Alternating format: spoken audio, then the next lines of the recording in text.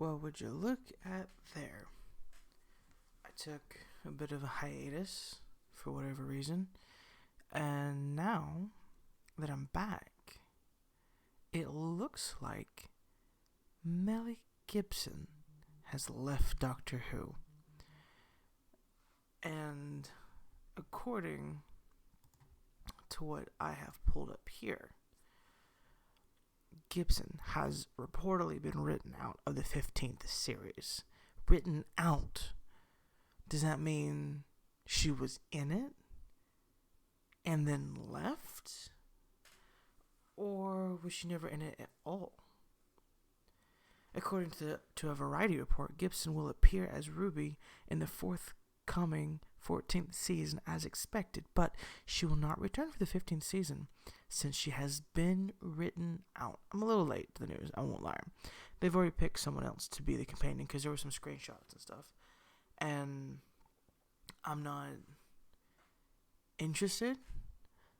I was interested in seeing Gibson just for the main part of she seems like an interesting character. Sort of. With the little bit that they've done, she seems somewhat interesting. But not enough to care. She was never going to bring, an audience back to Doctor Who. Neither is the Doctor. Excuse me, quote unquote, the Doctor. It's telling to me that you brought someone in, then just to kick them out. Maybe not even kick them out, write them out. Because write them out could mean a lot of things. She has been replaced, as the headline says in the Independent. Doctor Who star Millie Gibson to be replaced as Doctor's companion. That is telling to me. I don't know if they mean replaced as replaced, or do they mean like she just was tired and she didn't want to do it anymore and she left. It's kind of crazy to me. Kind of crazy. So I have this pulled up. If my internet will even remotely load, I'll put it into full screen. Doctor Who star Millie Gibson to be replaced as Doctor's companion after just one series. Gibson has reportedly been written out of the 15th series. Let's see. She's 19, by the way. That's ridiculous. Yeah, she's been written out. I'm just reading it, She's been best known for playing Kelly Nealon in the Coronation Street, will be replaced by actor Verada Sethu. I probably mispronouncing that, but my bad. She was in Star Wars. Andor. Did anybody watch Andor? And Mrs. Sidhu investigates. Still probably not saying it right, and also never heard of that one. She also played in Jurassic World Dominion. Wasn't that one of the bad movies? I didn't like a lot of the Jurassic Worlds toward the end. Yeah, she's out, which is ridiculous to me. This is funny to me. Gibson's abrupt departure will shock fans after just one season. Does not shock me, although I am surprised that the show isn't canceled. That's what's the shocking part about this. Was met with acclaim. Her debut with Gawa on Christmas Day was met with acclaim. Whoa, by who? It was the worst Christmas special ever. The worst ever. With critic Ed Power writing in the Independent's 5-star review of the special, Gawa's performance was effortless, while Gibson's was wonderful. I'll give him effortless. There was no effort put into any of that show. Hell, no one's put in effort since Moffat left. Oh my goodness. 7 million people watched the Christmas special in the first week of its release. Maybe if you put them all together.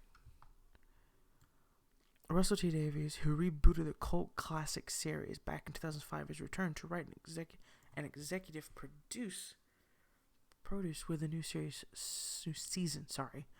He's returned to write and executive produce. I just don't like how that sentence is read. For the 60th anniversary episode in November, the showrunner brought back Hot Stoppers Yasmin Finney, singer Bonnie Langford, Glee's Jonathan Groff, and How I Met Your Mother starred Neil Patrick Harris. We've talked about the 60th anniversary in relative detail, and Neil Patrick Harris was wasted. The master was wasted. Every character in the 60th anniversary was wasted. This is just sad. I mean, it's just sad. They're like, it's not even, I'm not sad that she's gone. God, no, I'm happy that she's gone. I'm happy that it seems to be falling apart because I want it canceled. It's just sad to see how much they talk it up because it's awful. Awful. Ruby has a relationship with the Doctor that I don't think the audience has necessarily seen before. She really humanizes him and balances him to be more like her, really. More innocent and pure. More innocent and pure human, which is so beautiful to watch. I disagree. She doesn't do anything for him. In fact, they probably both look like the most inhuman people on the camera. In fact, they just about do. It's not hard to fit into the role of a Doctor's companion. It's an easy mold to fit, but the thing is, the companions that we've seen in the past have transcended just being the Doctor's companion. If you want to take a few, some people like Bill. A lot of people didn't like Bill. She did somewhat better in that role than any of the 13th Doctor that we will lovingly call Jodie Whittaker, or however Nerdrotic says it. Doesn't matter. Not even a doctor anyway. The 13th Doctor that we will lovingly call Dr. Karen, I think is how he says it. My bad. But none of them transcended that role. What? There was Ryan, Graham, Yasmin, so milquetoast fence sitters that it really didn't mean anything. Like, Graham was pretty funny. I think Graham and Ryan kind of worked well sometimes, but Graham was the standout of the three. And then it was just Yasmin. And then we had, I don't even remember what his name was. The guy before the end of the 13th Doctor's series. What even happened to him? He was in for what? A series? Or something like that? I don't even remember. I can't remember his name. Which is sad. I liked him. I thought he was funny to an extent, but they just kind of browbeat him a little bit. Didn't really. But my point is, that every companion up until like the 13th Doctor that we will live in called Dr. Karen, has transcended that role to an extent. Clara, a lot of people hated her, but she did more with that role than anyone after her did. Amy Pond, Rory, transcended the role. Like they were so good in that position that truthfully, Amy and Rory were going to be a hard act to follow anyway.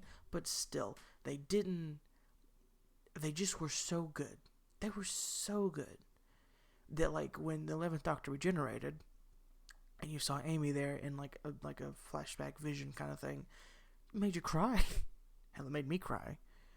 And then when Amy and Rory were sent back in time by the angels, I did cry. Most certainly.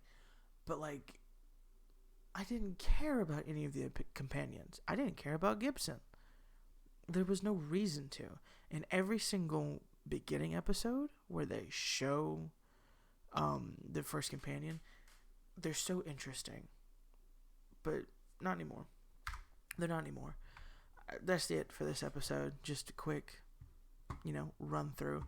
Millie Gibson's gone, and Doctor Who is dead still.